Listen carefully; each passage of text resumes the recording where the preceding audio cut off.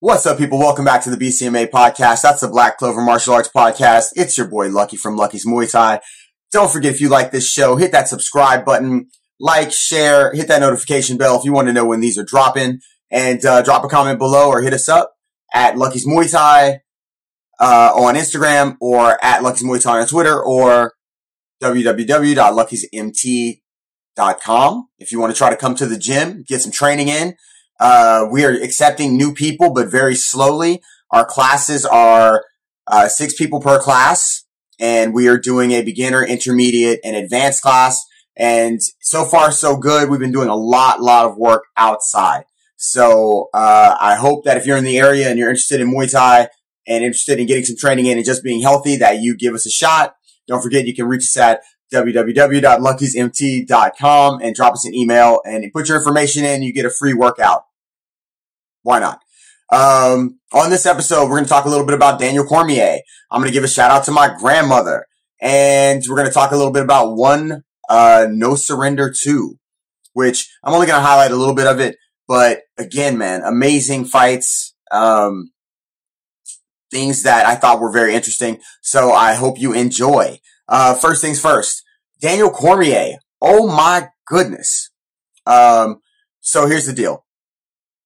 Regardless of this loss to Stipe Miocic, who is one of the all-time greats at heavyweight, Daniel Cormier is one of the all-time greats, period. This dude, that dude. That dude is not winning any physique contest anytime soon. There's a fly.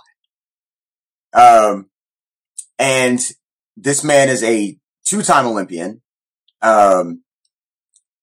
a Grand Prix heavyweight champion of Strikeforce at the time, and a 2-time light heavyweight champion, and a double champ holding both the light heavyweight championship and the heavyweight championship of the UFC at the same time, and defending. So, regardless of this loss, this man is a freaking icon. And I mean, not that people aren't giving him his credit, but let's keep it real, man. I mean, if you were to see this dude, I mean, you might know he was an athlete, maybe, but would you know that he was great? Like, that's different. Like, that dude is great. I mean, lost to John Jones, whatever. I mean, he did. It is what it is. John Jones is that great, and his only 2 losses are to that guy. That tells you where he is.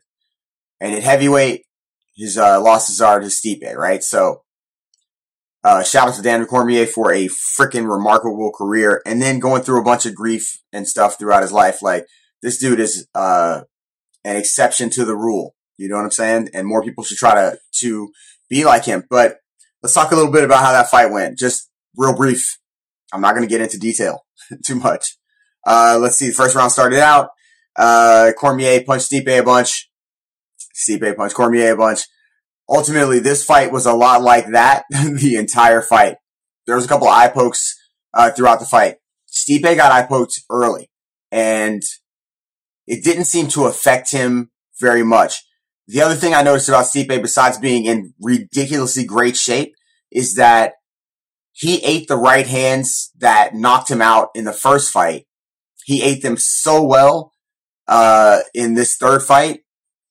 I don't know what it was. I don't know if he was just so prepared for that he just was able to, tighten up at those moments. There was a couple times that he got his bell rung for sure, but there were moments in this fight where Daniel Cormier landed some solid right, sort of those looping hooks that come over the top of the shoulder, and Stipe ate him, to his credit. There was an eye poke late. I believe it was in the third. Well, first of all, let's talk about this. At one point, Daniel Cormier turned and ran to his left, and Stipe started throwing right hooks, and he landed a bunch of those, and Cormier dropped. It looked like he got hit and dropped, and then in some angles, it looked like he got hit and tried to turn to grab Stipe around the waist, or maybe try to get a double, or even turn the other way, and his legs split. So either way, he dropped and grabbed Stipe around the waist in a very awkward position with his back against the cage and Stipe overhead. And Stipe couldn't really land a lot, and it was also the end of the round. So he was saved by that bell. But that being said, he got up and he fought like a freaking, he fought like a maniac. And he took an eye poke that was not just an eye poke. It was, it was nasty and knuckle deep. And to the credit to his toughness, let's talk about this for real. This dude said, I can't see, on his way back out to fight the next round. He had no eye. Daniel Cormier decided to fight the rest of the fight with one eye. Like a pirate. Like a savage. And to his credit, he fought well. I mean, look, the dude went out there and fought with one eye for a couple of rounds against one of the toughest dudes out there, and he was putting in work. And Stipe, listen, man, Stipe's a beast. I don't know how he's going to do against John Jones or a rematch against Ngannou, but this is about Daniel Cormier, and to me, regardless of this loss, Daniel Cormier is one of the greatest of all time, period. There is no question. This dude is an icon, first ballot Hall of Fame fighter, and should be respected inside and outside of the cage. And he is one of the most fantastic commentators that they have as well. And his career, his life, his legacy, all of that stuff is solidified. That being said, look, man, I'm looking forward to what's going to happen in the light heavyweight division of the UFC. Now that John Jones decided to vacate and move up to heavyweight, it's wide open. It's out there. Come get it, whoever wants it, type of thing. And I want to see what's going to happen in heavyweight now. I mean, Stipe's got some real heavy-handed and smart, tactically opponents ahead of him. So, I guess here we go. Yo, real quick. Shout out to my grandmother, Nanny. Yeah, her. I talked to y'all about voting before. I talked to you guys about, the protesting. I talked to you guys about where to donate money. I talked to you guys about how I felt about different things. I talked to you guys about arrest the cops that killed Breonna Taylor. They are still not arrested. But when I talk about voting, and I understand where people are coming from, people talk about like, you can't just tell people to vote. They don't understand what that means. And what does that mean to them? People have voted. They don't know what that means. Okay. So what it means, at least when I'm talking about it, is, it means trying to figure out the things that you want in your community and the things that you don't, and how your lives are affected, all the way down to how your children are educated, to how funds are dispersed across your districts and counties and so forth. And, patriotism. I know it's a weird thing to say, but when I was growing up, my grandma, I used to watch them, I lived in Chicago and it was cold, right? I used to watch them put on their jackets and coats, and they would talk about voting and talk about the candidates they liked and talked about these things, and other people in the neighborhood, I would see them all getting together and walking down, to where the polling places were and voting. And that stuck with me for all these years. I'm 47, about to be 48. And so, yeah, it was a way for them to get their voices heard. It was a way for them to show their patriotism. And listen, I know a lot of people are doing a lot of ways of protesting, like they don't want to vote because they try to protest the system in other ways, or they try to make their voices heard in other ways. By the way, they spend their dollar. By the way, they participate in actual protests or donations, so forth and so on. Me personally, at least especially at this particular time, voting locally and understanding the value of your vote is super, super important. So I don't really, it doesn't necessarily matter to me, that you're protesting in other ways. I love that. Do whatever you have to do. I hope that you understand that if you have children, everything that, involves the government and your children and how they get educated, as I said before, and so forth, programs, so forth and so on, that's done at the local level. And there is value in your vote there, whether you think it's valuable nationally or not. Locally, it is for sure valuable. So try to educate yourselves if you can. Man, learning that value at an early age and carrying that throughout my life. I mean, the first time I could vote, I voted. So, that's me, and it's what I believe. So it doesn't mean that's what you have to believe, but you have an opportunity. Some would argue that it's your responsibility. I would just argue you have to do what's right for you, and that voting is at least one way that you yourself can go be involved in the entire system, whether or not you're involved in any other way. You can at least do that. And I went the other day to vote in the local elections, and I literally was out of there in, 7 to 10 minutes. There was one gentleman ahead of me, and I was all the way I was already in the booth before he finished signing in, and I was out of there. There weren't very many people there, and there was only a few people coming in after I left. So apparently the voting, the polling places are, I don't know, not busy, at least where I live. So get out there and vote. If you have to vote by mail, if you want to vote by mail, reach out to your local elections offices and find out how to do that. Request a ballot. Just get involved, man. This is a serious time in our history of this country. Apparently everybody is, very, very on edge. And everybody should be. And I think that, we should take value in this country and not just talk about things online and sort of, throw mud at each other and all that stuff. It's not necessary, but it is necessary to get out and be involved in whatever way you can. So I hope you take the opportunity to vote locally. I hope you vote, obviously, for the presidency of the United States, but I definitely hope that you take part in your local elections so that you can, make sure your hood's taken care of. What's good, right? Shout out to Nanny. Yo, go vote. All right, let's talk one championship, no surrender two. I'm not going to talk about every fight, but let's talk about like the last three. Pong-Suri fought Akihiro Fujisawa, and Fujisawa is a grappler. He's been around for a while. Pong-Suri is a Muay Thai champion. He's a monster, and he's young, right? Fujisawa is 40 years old. So, and Fujisawa, obviously, he's not going to be as fast. He's more of a grappler. He's going to have to get in there and take, Pong-Suri down. But, Pong-Suri's throwing nastiness at him. Nastiness. By the time Akihiro gets him down, though, you see there's definitely a grappling advantage. But by then he looked, I don't know if he was just trying to hold him down or what was going on. He looked a little bit like he was tired.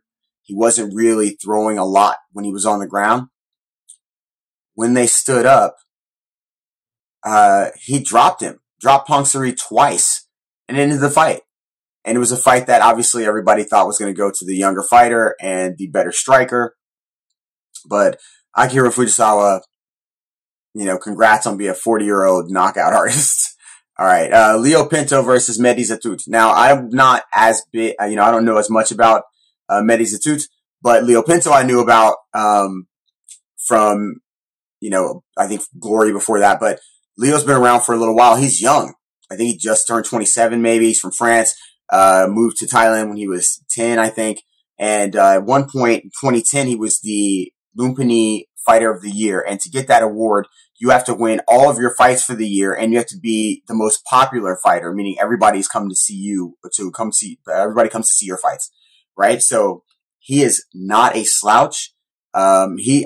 There's no way he's reached his prime yet. He is still, beasting on people. And they fought this as a kickboxing fight. Let me tell you something. Mehdi Zatout was never in any trouble in this fight. He took it to Leo Pinto in the first round. He took it to Leo Pinto in the second round. In fact, there was moments where Leo Pinto, in kickboxing fights, you're not supposed to grab the leg and do all this stuff. Leo Pinto had grabbed the leg a couple times and sort of attempted to sweep. And I think at one point actually did. And then, and was warned by the ref, right, a couple times. And then, Mehdi Zatout caught his leg and didn't sweep him, but dumped him hard. and basically was like letting him know, right? And Leo Pinto smiled at this and basically responding like he knew why he was doing it. I think Leo Pinto was so frustrated at this fight that he continued to catch that leg over and over throughout, all the way to the end of the fight. Mehdi Zatout showed that he didn't like that at all. You know, he kept looking at the ref. The ref kept warning him, but there was never a point taken away. I mean, he told him after the fourth time that he was warning him the second time, and he must have done it at least 4 times after that. So, you know, I think there were some discrepancies there as far as some of the rules there. I think he could have lost a point for that. He caught the leg, I don't know, man, 7, 8 times throughout the fight, even after he was warned. So Mehdi Zatout went on to fight the entire third round with his hands down, basically. Leo Pinto was throwing some heavy shots for, I don't know how he was able to get out of the way of a lot of this stuff, because there was a lot of times Mehdi Zatout was his back was against the ropes, and he looked to be in a lot more trouble than maybe he was. He slipped a lot of the punches where Leo Pinto was throwing 4, 5, 6, and they weren't connecting cleanly, and some of them just weren't connecting at all. And Mehdi Zatout obviously went on to win unanimous decision. For whatever reason, Leo Pinto just couldn't get off. Mehdi Zatout maybe jumping out early, landing heavy, was a big part of that. But for whatever the reason was, he fought that fight at 36 years old. He looked good. He looked young, smart. He looked fast, and he countered well. So shout out to Mehdi Zatout. Moving on. This is the fight that was it was good, man. Semipech Fairtex versus Rod Leck. They fought before. Rod Leck, I believe he finished him. I don't really remember. But that was 6 years ago. Semipech Fairtex is not the same dude. Rod Leck is, though. So this fight was basically Semipech just throwing heavy, hard, solid, connecting shots, and Rod Leck eating the shots and moving forward. Now, he never really got to get into his game of, you know, throwing multiple hooks and throwing kicks and, like, you know, brawling, getting you inside and working you. Semipech Fairtex did a great job of keeping him away and really throwing heavy shots. It went down to the last round. I think it was a 3-round fight. Rod Leck was trying to throw damaging shots all the way to the end just to try to get, you know, maybe to try to win a victory. But either way, at the end of the fight, it was beautiful. And Semipech Fairtex walks away, majority decision. Yo, I don't know nobody over one championship. I'm just telling you. If you like striking, first of all, I love the UFC. I love MMA. It's not the same thing, right? The striking is so much cleaner in the Muay Thai and kickboxing fights in one championship, and in a lot of the MMA fights as well, because a lot of the MMA fighters come from Muay Thai backgrounds or kickboxing backgrounds,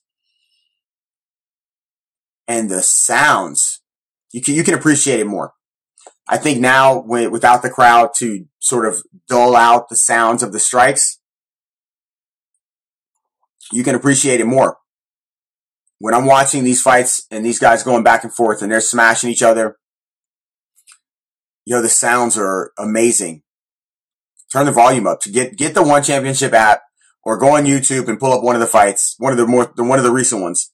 I think both are on there, the full events, and check them out, man. Turn up the volume so you can hear that. It is freaking amazing. So if you like the striking, you don't like the grappling so much, and you want to see some, 4-ounce gloves, some just heavy striking, then go over to One Championship and check it out, man. The UFC ain't the only game in town. They ain't the only game in town. They're a good game. But One Championship has some good fights as well. I mean, Bellator's got some good fights. Yeah, man, that was my assessment. Anyway, all that being said, that's the show, episode number 15 of the BCMA podcast. Don't forget, if you like the show, hit that subscribe button, hit that notification bell, hit the like, drop a comment below. Hit me up at Lucky's Muay Thai on Instagram and go follow us. You can hit me up on Twitter too. I'm mostly on there reading what other people are writing, stalking. But you can check me out there. Also, if you're interested in the gym, Lucky's Muay Thai, for that experience, go to www.luckysmt.com and fill out the form. You get a free workout there.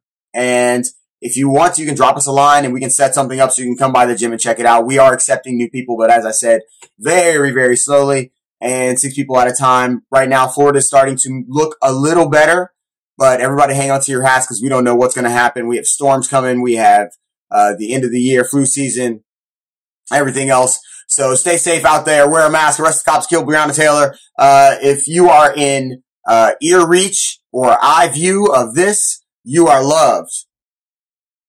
Peace. I'm out.